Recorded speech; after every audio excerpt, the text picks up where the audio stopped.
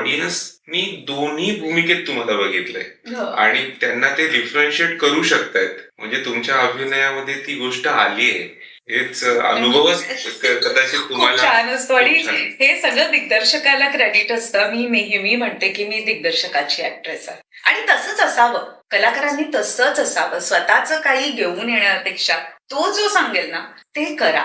Obvious तुमच्या काही गोष्टी तुमचं वर्किंग पाहिजेच, पण त्यांनी सांगितलेल्या गोष्टी तुम्ही केल्यात ना तर डेफिनेटली त्यातनं काहीतरी एक वेगळी व्यक्तिरेखा उभी राहते. आणि कदाचित तुमचा सुद्धा आता अनुभव कलाकारापासून लेखक असा हो. दिग्दर्शक वगैरे किंवा- नाही, दिग्दर्शन तर नाही केलं. दिग्दर्शनामध्ये अजून काही असं वाटत नाही मी आता काही करेन असं, पण लेखन केलं आहे. 4 सिनेमांचे स्क्रीन प्ले लिहिले आहे, कथा केली आहे आणि खूप छान अनुभव आहे ग्रेट ग्रेट. तो.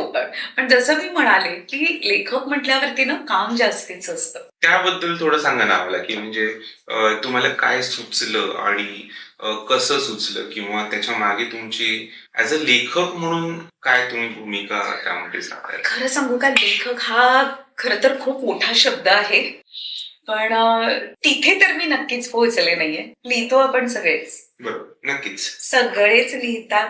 त्याच्यामुळे फक्त जसं मी म्हणाले की ते त्याला मला भावलं पाहिजे असं हा, असं आणि त्याला शास्त्राचा आधार असेल. आधार. शास्त्रयुक्त तुम्ही एखादी गोष्ट केली किती वेगळी होते, नाहीतर तुम्ही कॉमन राहता. common असं. Yes. असं असतं ते.